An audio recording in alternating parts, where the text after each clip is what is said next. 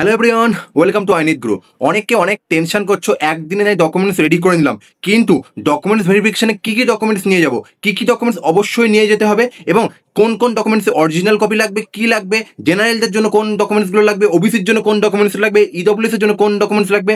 অনেক অনেক কনফিউশন আছে, সেই সমস্ত কনফিউশন আজকে ভিডিওতে ক্লিয়ার হয়ে যাবে। প্রথমে দেখে নেওয়া যাক কোন কোন সেন্টারে ডকুমেন্টস ভেরিফিকেশন হবে।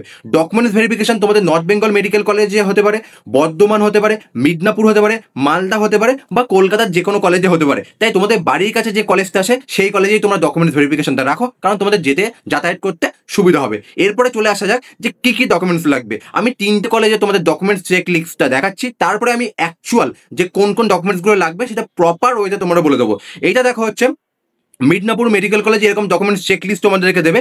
তোমাদের সমস্ত কিছু যখন হবে, তারপর তোমার নাম, রোল নাম্বার, তারপর হচ্ছে তোমার অল ইন্ডিয়া র্যাঙ্ক, তুমি কত পেয়েছো পার্সেন্টাইল, ডেট অফ বার্থ, কোন ক্যাটাগরি, মোবাইল নাম্বার, ইমেল, সব কিছু লিখলে তারপরে তোমাদের সমস্ত ডকুমেন্টসগুলো তোমাদের লাইন বাই মানে যে আগে আসবে তার নাম্বার, এখানে দেখো টোকেন নাম্বার দেওয়া আছে, যে আগে যাবে তার টোকেন নাম্বার আগে হবে, তার ডকুমেন্টস ভেরিফিকেশন যেটা আছে সেটা আগে হবে, যে পরে যাবে সে পরে হবে, এরকম ব্যাপার চলে আসবে। তো তোমরা চেষ্টা করবে আগে যাওয়ার জন্য, কারণ ডকুমেন্টস ভেরিফিকেশন যাতে আগেই হয়ে যায় সেই ব্যবস্থাই তোমরা করবে। না এই যে দেখো তোমাদের 17টা টোটাল লেখা আছে, 17টা তোমার দেখে চেক করে নেবে যে আছে কি আছে না, টিক মার্ক দিয়ে ছেড়ে দেবে। আর কিছু না, ডকুমেন্টস ভেরিফিকেশনে ডকুমেন্টস কিন্তু তোমাদের জমা নিয়ে নেবে না, তোমাদের ডকুমেন্টস তোমাদেরকে ফ্রি দেবে, শুধুমাত্র ডকুমেন্টস ভেরিফিকেশন হবে। ডকুমেন্টস ভেরিফিকেশন হয়ে গেলে তোমাদের মোবাইলে একটা মেসেজ চলে আসবে যে তুমি ডকুমেন্টসটা সাকসেসফুলি ভেরিফাই করেছো, ঠিক আছে। এটা একটা হলো, এটা হলো মেদিনীপুর মেডিকেল কলেজের, এটা হচ্ছে ডকুমেন্টস চেকলিস্ট। এরপরে দেখো, এটা যদি তুমি এমসিকে যাও তাহলে এমসিকে ডকুমেন্টস চেকলিস্ট এরকম থাকবে যে এখানে 13টা দেওয়া আছে, তো কোনো জায়গায় 17টা, কোনো জায়গায় 13টা, মানে আমাদের কি কি লাগবে না লাগবে একটা কনফিউশন আছে, সেই কনফিউশনটা ক্লিয়ার করবো এই ভিডিওটাতে। তারপরে চলে আসা যাক, এটা হচ্ছে সিএনএমসি। যদি সিএনএমসিতে তুমি যদি ডকুমেন্টস ভেরিফিকেশন হয় তাহলে তুমি দেখো এখানে এখানে 11টা আছে, তাহলে দেখছো কোথাও 13টা বলছো, কোথাও 17টা, কোথাও 11টা, তাহলে কি কি ডকুমেন্টস আমাদের লাগবে সেটা দেখে নেওয়া যাক। তো দেখো, প্রথমে যেটা লাগবে ক্যান্ডিডেট প্রোফাইল লেটার লাগবে। ক্যান্ডিডেট প্রোফাইল লেটারটা কি, তোমরা যখন রেজিস্ট্রেশন কমপ্লিট করলে, সবকিছু পেমেন্ট কমপ্লিট করলে, পেমেন্ট কমপ্লিট করে দেওয়ার পরে তোমাদেরকে একটা প্রোফাইল লেটার জেনারেট হবে, সেই প্রোফাইল লেটারটা প্রিন্ট করে জেনারেট করে নিয়ে যাবে, ঠিক আছে। সেকেন্ড হচ্ছে পেমেন্ট রিসিপ্ট। তোমরা যে পেমেন্টটা করছো সেই পেমেন্টের রিসিপ্টটা তোমাদের লাগবে। তারপরে তোমরা অবশ্যই জানো নিটের অ্যাডমিট কার্ড লাগবে, নিটের অ্যাডমিট কার্ড লাগবে, নিটের র্যাঙ্ক কার্ড বা স্কোর কার্ড তোমাদের লাগবে, পাসপোর্ট সাইজের ফটো লাগবে, এবং পাসপোর্ট সাইজের ফটোগুলো তোমরা 5 থেকে 6 কপি নিয়ে যাবে। এবং এই পাসপোর্ট সাইজের ফটোগুলো মনে রাখবে নিটের অ্যাডমিট কার্ডে যে ফটো ছিল সেই ফটোটাই কিন্তু নিয়ে যাবে, অন্য নতুন করে ফটো নিয়ে যাওয়ার কোনো দরকার নেই, সেম ফটোই তোমরা নিয়ে যাবে। তারপরে চলে আসে ডোমিসাইল সার্টিফিকেট। এবার একটা প্রশ্ন আসে যে ডোমিসাইল সার্টিফিকেট, আমি ই ডোমিসাইল আছে আমার কাছে, A1 নেই, তাহলে কি আমাদের হবে? তাহলে তোমাদের ভেরিফিকেশন হবে। কিন্তু যখন আমি রেজিস্ট্রেশন করতে যাবো তখন তো অপশন আছে A1, A2 আর A3 আছে, তাহলে আমি কি করতে পারবো? আমার মানে তাহলে আমার কি সমস্যা হবে? তখন তুমি কি করবে? তখন তুমি A1, তোমার যদি রেসপেক্টিভ ক্যাটাগরি ওয়াইজ যদি তোমার A1 হয় তো A1 সিলেক্ট করে দাও, তুমি যদি A2 হয় তাহলে A2 সিলেক্ট করে দাও, তারপরে তুমি ই ডোমিসাইল মানে ই ডোমিসাইল শো করে দেবে। ই ডোমিসাইলে ডকুমেন্টস ভেরিফিকেশন হয়ে যাচ্ছে।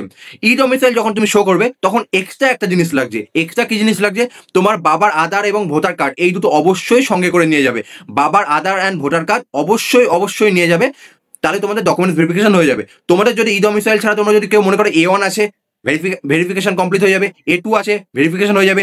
যদি তোমার কাছে ডোমিসাইল বি বা ই থাকে তখনই তোমার আধার কার্ড এবং ভোটার কার্ড নিয়ে যাবে। তাও আমার রিকোয়েস্ট থাকবে, যদি তোমার A1ও থেকে থাকে তবুও তুমি বাবার এবং মায়ের আধার কার্ড এবং ভোটার কার্ড তুমি অবশ্যই নিয়ে যাবে। তারপরে তোমার নিজের আধার কার্ড, ভোটার কার্ড বা পাসপোর্ট যে কোনো একটা তুমি নিয়ে যাবে, নিজের আধার কার্ড, পাসপোর্ট, ভোটার কার্ড নিয়ে যাবে।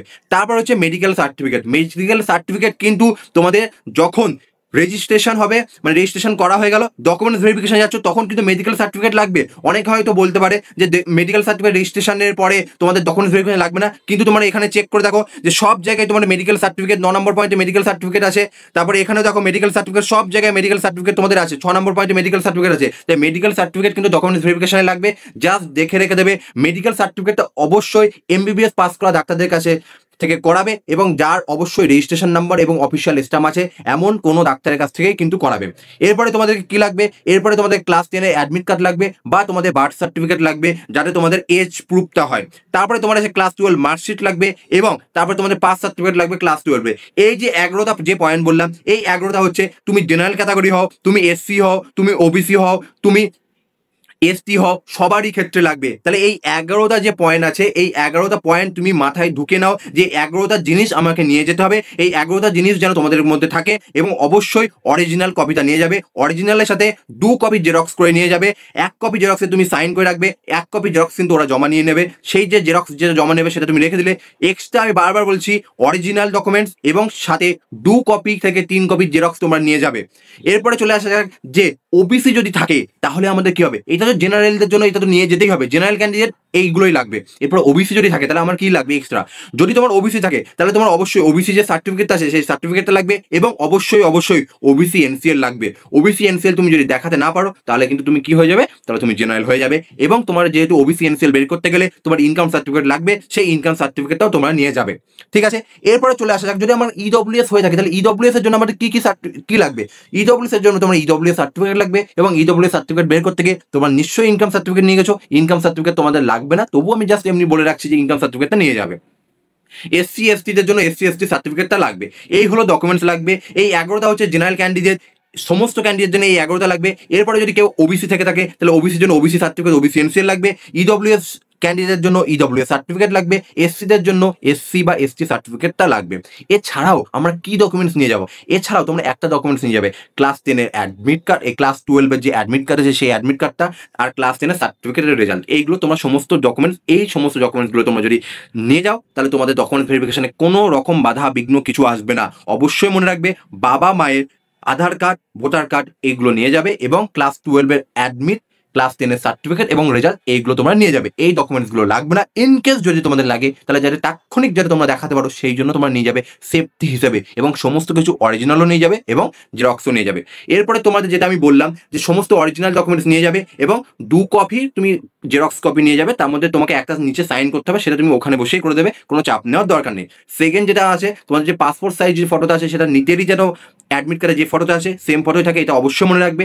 আর যে তোমাদের যে চেক লিস্ট দেবে, ঠিক আছে, ধরো আমি এমসিকেতে আমার পড়লো ডকুমেন্ট ভেরিফিকেশন, তাহলে আমি এমসিকেতে গেলাম। এমসিতে গিয়ে যেন প্রথমে কাস্ট সার্টিফিকেট আছে, তোমার যদি কাস্ট সার্টিফিকেট যদি ফার্স্টে থাকে তো কাস্ট সার্টিফিকেট ফার্স্টে রেখে দেবে। তাহলে কি হবে, ওনাদের করতে সুবিধা হবে। ওনাদের তুমি যত কোঅপারেশন করবে, যত তুমি ওদেরকে সাহায্য করবে, তত তাড়াতাড়ি তোমার ডকুমেন্ট ভেরিফিকেশন হবে, তত স্মুথলি তোমাদের ভেরিফিকেশন হবে। প্রথমে কাস্ট সার্টিফিকেটটা রেখে দিলে, তারপরে ওবিসি সার্টিফিকেটটা রাখলে, যেহেতু ওবিসি সার্টিফিকেট আছে, তারপরে অ্যাকনোলেজমেন্ট স্লিপ আছে সেটা রাখলে, তারপরে admit card, rank card, medical certificate, class 12 marksheet, domicile certificate, birth certificate, Aadhaar card, disability certificate যদি কারোর থাকে তো সেটা তো অবশ্যই লাগবে, সেটা পিজি থেকে তোমাদেরকে বের করতে হবে। আর যে তোমার ট্রানজিশন রিসিপ্ট, এই যে সিরিয়াল নাম্বার ওয়াইজ কিন্তু তোমাদের ডকুমেন্টস পরপর সাজাবে এবং যেই যাবে গিয়ে বলবে স্যার ডকুমেন্টস আমাদের, ঠিক আছে। এইটা হলো, এই জিনিসগুলো তোমরা মাথায় রাখবে, তাহলে তোমাদের ডকুমেন্টস ভেরিফিকেশন হবে। আমাদের একটা পেড কাউন্সিলিং আছে যেখানে আমরা তোমাদের রেজিস্ট্রেশন থেকে শুরু করে সব কিছু করে দিয়ে থাকি।